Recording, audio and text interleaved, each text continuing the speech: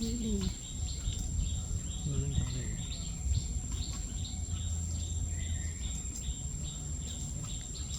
ถอดใจก่อน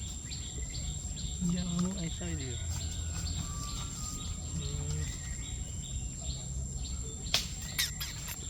มา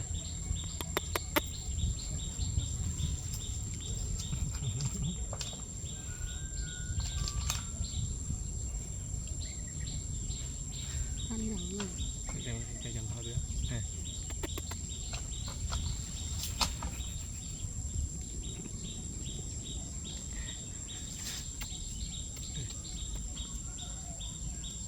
ังมือตะลุกบ้างไม่ยอมมือเลยค่ะอยากไปคนเดียวไปเกิดข้างหลัง